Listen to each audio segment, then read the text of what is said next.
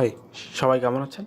আমরা আগের পর্বে আপনাদেরকে দেখিয়েছি কীভাবে কোম্পানির যে ইনফরমেশনগুলো থাকে সেগুলোকে এন্ট্রি করা, এগুলো কাজগুলো অনলাইনে প্রচুর পরিমাণে থাকে এবং fiverr.com সেগুলো করছে, অনেকে আর্ন করতেছে। তা আজকে আপনাদেরকে দেখাবো পিডিএফ টু টেক্সট। এই ধরনের কাজগুলো কিন্তু আমরা খুব সহজতর করতে পারি।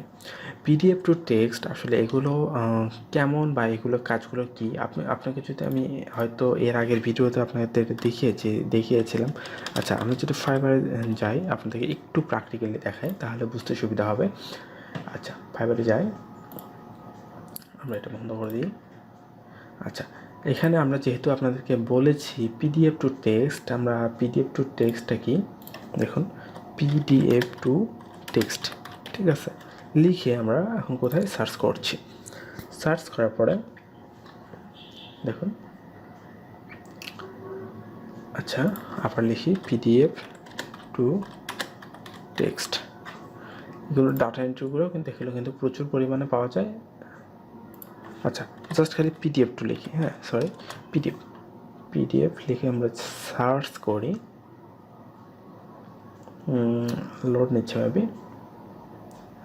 আচ্ছা, সার্চ রেজাল্টে গিক চলে এসেছে।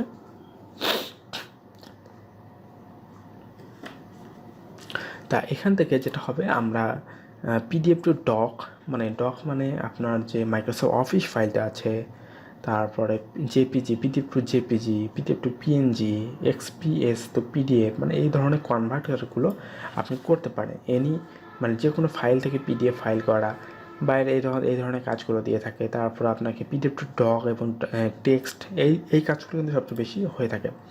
দেখুন, ইনি যেটা কাজ করে সেটা হলো কি, দেখুন আমরা যদি যাই, দেখেন পিডিএফ টু ফটোশপ, এগুলো কিন্তু কাজগুলো করছে পিডিএফ, ঠিক আছে, এগুলো কাজগুলো হয়। আই উইল টু দেখুন লিড ডিজাইনের কাজ করে, পিডিএফ লিড, তারপর এই ধরনের কাজগুলো কিন্তু আপনি খুব সহজে করতে পারেন এবং এইগুলোর মাধ্যমে আপনি খুব সহজে, আমরা যেটা ডাটা এন্ট্রি এর আগের ভিডিওতে দেখিয়েছিলাম, সেটা এই ধরনের কাজগুলো করা যায়। পিডিএফ টু কম্পোজার, এই কাজগুলো কিন্তু করা যায়। আরেকটা কাজ আছে, সেটা হলো জেপিজি টু পিএনজি, এই ধরনের কাজগুলো কিন্তু থাকে। দেখুন ডাটা এন্ট্রির ভিতরে ওই কাজটা পড়ে, জেপিজি টু পিএনজি লিখে সার্চ করেন। মানে আপনাকে এরকম বায়ার যেটা হবে, অনেকগুলো পিকচার দেয়, ধরুন 2, 4, 5, 10,000 পিকচার দেবে। পিকচারগুলোকে জেপিজি থেকে পিএনজি করতে হবে বা পিএনজি থেকে জেপিজি করতে হবে। এখন সত্যি যদি পিএনজি থেকে জেপিজি করতে দেয়, তাহলে কি করব? তাহলে আপনি গুগলে যাবেন, যাওয়ার পর লিখবেন পিএনজি টু জেপিজি। এটাকে অনলাইনে করতে পারি, আবার কিসে করতে পারি, আবার অফলাইনে করতে পারবো। অফলাইনে করতে হয় কীভাবে, আপনাদেরকে সেটাও আমি দেখিয়ে দিচ্ছি। আচ্ছা, দেখুন পিএনজি টু জেপিজি, তারপরে আমরা বায়ারের যদি বলে জেপিজি থেকে পিএনজি করতে হবে, তাও করতে পারবো। আমরা পিএনজি থেকে জেপিজিতে কনভার্ট করতে হবে, তাও পারবো। তাহলে আমরা সবই পারতেছি, তাই তো? এগুলো শুধু জাস্ট টুলের খেলা, আপনি অতদিন ধরে জানতেন না কীভাবে কী করা যায়।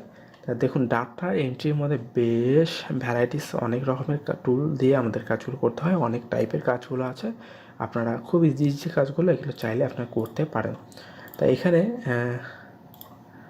আরেকটা আছে পিএনজি টু জেপিজি, দেখুন। আচ্ছা, দুইটা লোড নিই আর আপনাদেরকে এখান থেকে দেখিয়ে দিলাম। এখানে একজন পিডিএফের কাজগুলো করছে, শুধুমাত্র পিডিএফ টু টেক্সট বা এগুলো, সে কিন্তু প্রচুর মোটামুটি অনেক কাজই সে পেয়েছে। আচ্ছা, এখন দেখুন পিএনজি টু জেপিজি, এখানে আপনার যে পিকচারটা থাকবে সেটা আপলোড করে দেবেন, করে দেওয়ার পরে এখানে ডাউনলোড করে দিলেই আপনার পিএনজি টু জেপিজি কমপ্লিট। আবার ঠিক সেম জেপিজি এখান থেকে আপলোড করে আপনি ওটাকে করতে পারেন। এটা হলো অনলাইন টুলের মাধ্যমে, সেটা হলো JPG two png.com, PNG two jpg.com, আলাদা আমরা কাজগুলো করতে পারছি। পিডিএফ টু টেক্সট আমরা দেখিয়ে দিলাম, ডক দেখিয়ে দিলাম, PDF to Excel, Excel to PDF, এই ধরনের কাজগুলো আমরা করতে পারি। তারপরে যে পিকচারের ক্ষেত্রে এটা একটা ডাটা এন্ট্রি, এটাও আমরা করে দিতে পারি। আবার আপনাদেরকে এখন যেটা দেখাবো সেটা হলো, আচ্ছা আমরা যখন চলে যাব পিএনজি, কোনো একটা পিএনজি ফাইল, আমরা পিএনজি আমরা কোনো একটা ফাইল নিয়ে নিই, পিএনজি লিখে সার্চ করি। আচ্ছা, ছবিতে ক্লিক করি, ছবিতে ক্লিক করার পরে সাবসলে ধরুন এইটাই, এটার ফরম্যাটটা কি আমাদের সেটা দেখতে হবে। নর্মাল, আচ্ছা আচ্ছা, এটা আমরা কত, আচ্ছা এটা আমরা এখন নিয়ে নিই। এটা আসলে যে পিএনজি কি না সেটা এখন চেক করব কীভাবে, তাই না? আচ্ছা, সেভ অ্যাজ থেকে ডেস্কটপ কপি করে নিয়ে নিই। আচ্ছা, এখন দেখুন রিনেমটা আমরা একটা দিয়ে দিই।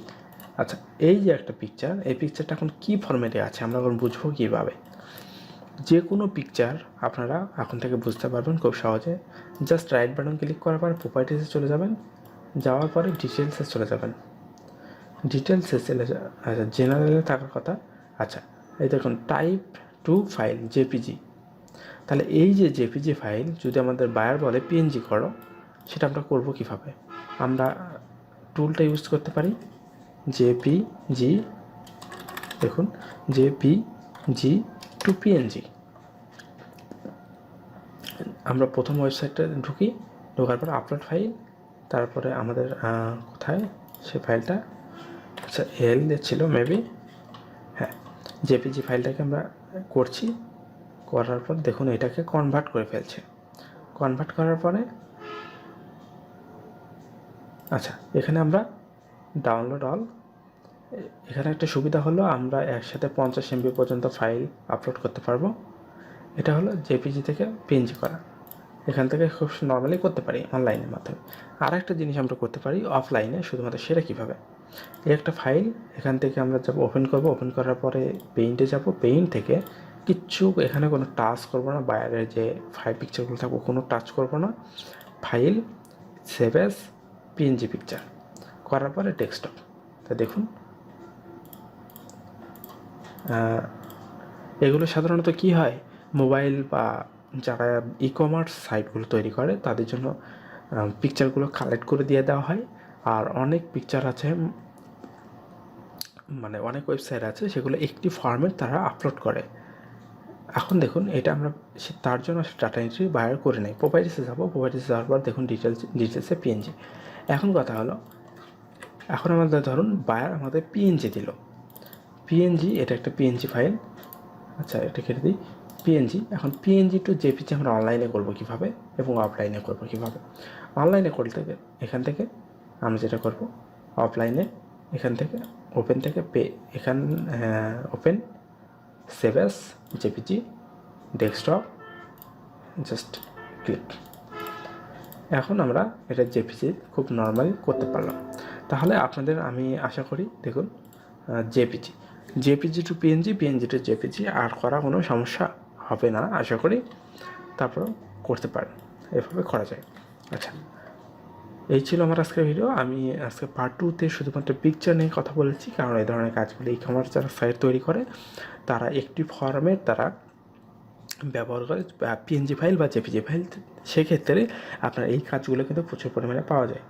আর আপনি এরকম 1000 এন্ট্রির জন্য আপনি যেটা তার কাছে চার্জ করতে পারেন মিনিমাম $15 বা $20 এ পর্যন্ত। আর 1000 পিকচার জেপিজি টু পিএনজি করতে খুব একটা বেশি সময় লাগার কথা না। আপনি একটু বসলেই দাম মানে মিনিটে আপনি একটা করে করতে পারবেন। মানে আমি বলবো যে এই কাজগুলো করতে পারেন JPG to PNG, PNG to মানে পিকচারের যে কাজগুলো, এবং PDF to text, text to PDF, PDF to doc, doc to PDF, মানে এই ধরনের কনভার্টিং কাজগুলোও হয়ে থাকে অনলাইনে। তা আপনাদেরকে সম্পূর্ণটাই বুঝিয়ে দেওয়ার চেষ্টা করলাম। ভিডিওটি কেমন ছিল অবশ্যই কমেন্ট করে জানাবেন। ধন্যবাদ সবাইকে।